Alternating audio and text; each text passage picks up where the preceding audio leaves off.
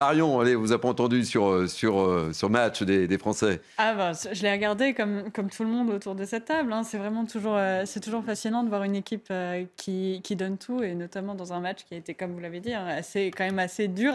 À beaucoup de moments où on a eu des doutes et on est resté accroché jusqu'au bout. Donc moi, je vais suivre pour la suite également avec beaucoup d'attention. Hein. On va croiser les doigts et on espère que tout marche bien pour nous. Marion Pariset et Dominique Guillemot, j'aimerais vous entendre sur... En effet, c'est une minorité et c'est important de dire que ce n'est pas non plus nécessairement des Marocains. Hein. On a aussi probablement, Exactement. comme vous l'avez dit, ils avaient quand même d'autres drapeaux marocains. Oui, voilà. Non, mais il y a probablement aussi certains qui se mêlent à ces groupes-là, qui se mêlent. Je ne mêlerai pas, pour autant, je ne ferai pas d'amalgame avec les violences qui sont dans les manifestations. Enfin, je ferai un amalgame partiel, c'est qu'en effet, on a des professionnels de la violence qui sont là pour casser, qui sont là pour vraiment dégrader les endroits où ils viennent intervenir.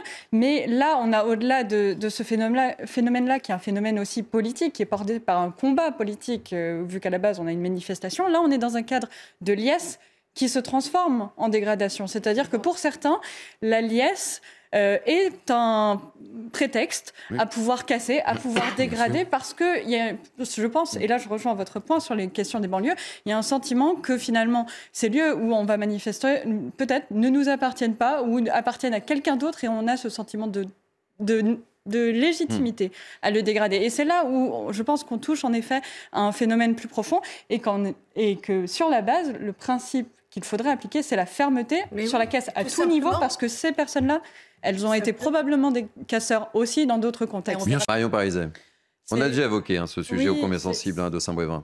C'est un sujet qui montre à chaque fois à quel point c'est compliqué aujourd'hui de faire intervenir des politiques nationales par le haut sans la consultation des populations. Et ce qui attire particulièrement mon attention dans ce cas-là, c'est qu'on est sur des niveaux, des réflexions qui demandent l'intervention de plusieurs niveaux de politique publique, parce qu'on va avoir des questions de sécurisation, on a les questions d'accompagnement des migrants, et c'est aussi là que le bas peut blesser et où peut y avoir des dérapages. C'est que s'il n'y a pas les certitudes qui sont données en face aux habitants qu'il y aura bien l'accompagnement nécessaire, qu'il y aura bien la sécurisation nécessaire, que sur tous les plans, on a bien anticipé cette arrivée et qu'on sera capable de l'assumer sur un temps plus ou moins long, on peut légitimement se poser la question des risques à venir pour des villes notamment qui sont de petite taille et où finalement 100 personnes... S'il y a des dérapages, s'il n'y a pas l'accompagnement qui va avec... à chaque oui, fois. Mais justement, la politique, c'est aussi ça, la politique publique, c'est de prendre en compte ces préoccupations-là et de les anticiper. Marion Pariset, on voit Total, SNCF, Sanofi, encore et encore.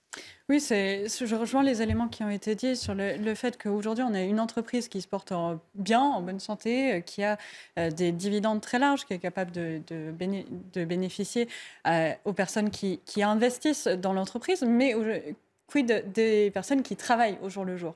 Là où je mettrais quand même un petit point de nuance, c'est que cette entreprise, et là c'est un peu parole contre parole, l'entreprise et la direction annoncent que globalement ils payent leurs employés de manière générale mieux que ce n'est le cas dans la moyenne pour les entreprises pharmaceutiques, et qu'aujourd'hui, donc, ils ont une situation qui est plutôt favorable par rapport au marché. Et là, on se retrouve réellement dans une forme de prise en otage, avec, il faut le rappeler, parce que cette manifestation, elle dure quand même depuis 3 semaines, c'est-à-dire qu'elle a été lancée avant les élections syndicales qui se sont tenues dans les derniers jours. Donc on a aussi un élément politique, au-delà de simplement la lutte potentielle pour les conditions de vie et les conditions de salariales des employés, un combat qui est plus politique du côté des syndicats. Une petite réaction sur ces enjeux, Marion Pariset ?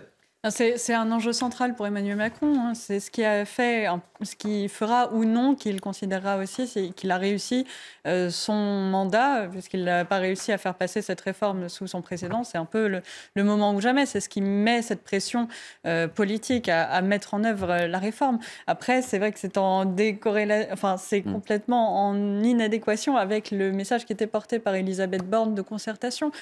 Donc à partir de là, il y a toujours le décalage qui est classique.